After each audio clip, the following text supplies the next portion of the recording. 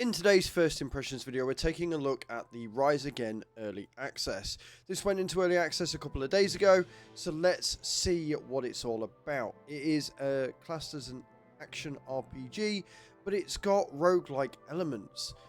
As always, we'll go through the settings first and we'll jump straight into the game, and I will give you my first thoughts and impressions on it.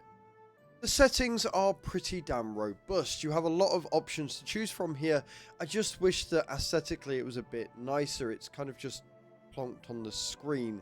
That's a subjective thing though. You can change the gameplay HUD, you can change notifications, floating status text, floating damage, floating heal, interaction, indicator and details, as well as your language.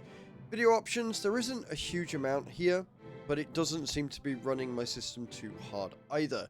You can have windowed full screen or full screen.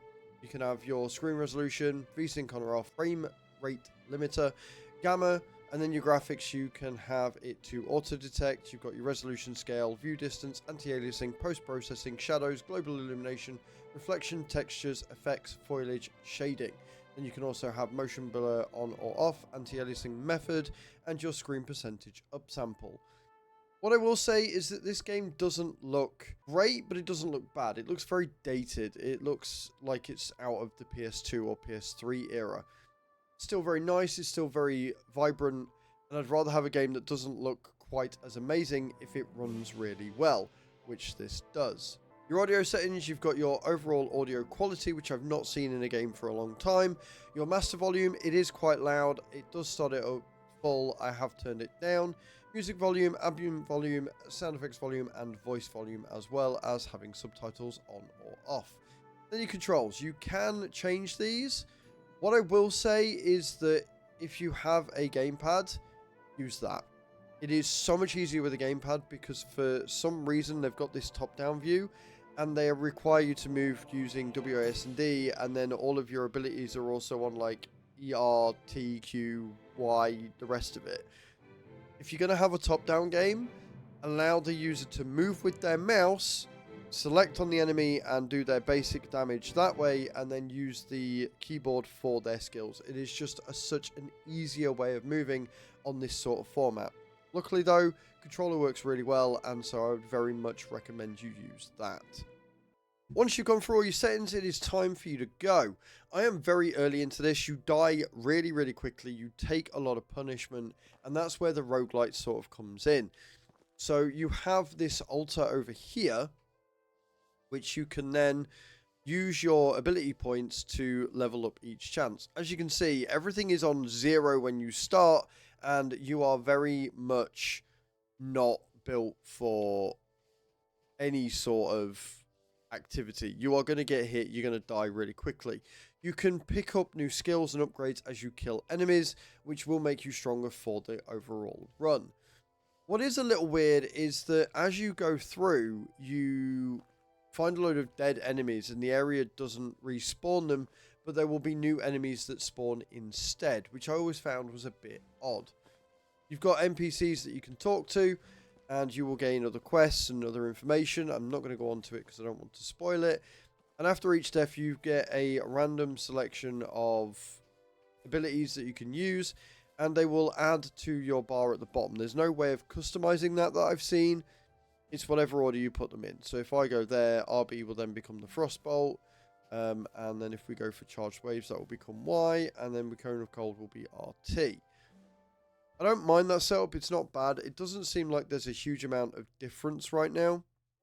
And when you completely clear an area, they will rebuild this teleportation gate and you will not have to walk through all that again. Because again, they don't respawn, which seems a bit silly and a bit of a waste to me, but it probably stops people from farming.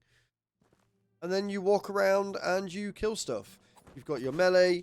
You've got your different abilities that you've picked up, and of course, as you level up, you do become stronger, which is going to make it a lot easier for you to get through the waves and get through the enemies.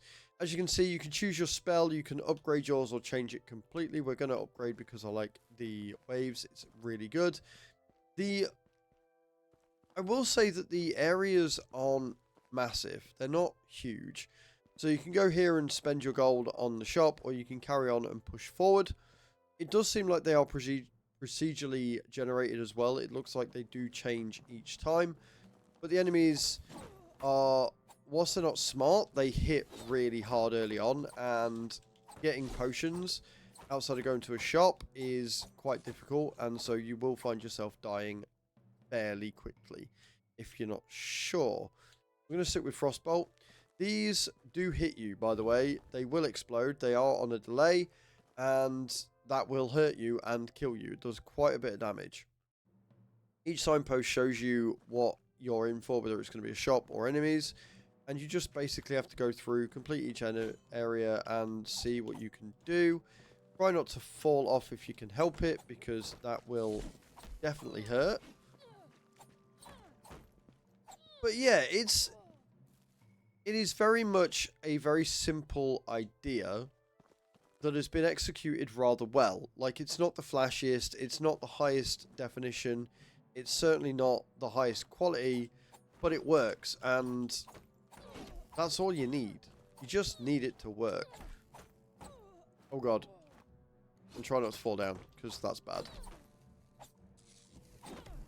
One thing I will say is it doesn't look like you've got a mana pool or a cooldown. You can just spam all of the abilities, which I'm not sure I'm a huge fan of. It feels a bit easy, he says, as he's just died. But that is the game. There's not a huge amount to it.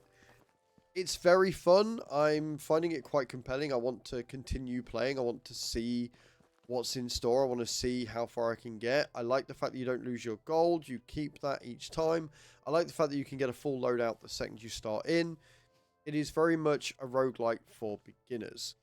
Let me know in those comments down below what you think. Let me know if this is a game for you. And I will see you all in the next video. Ciao, ciao.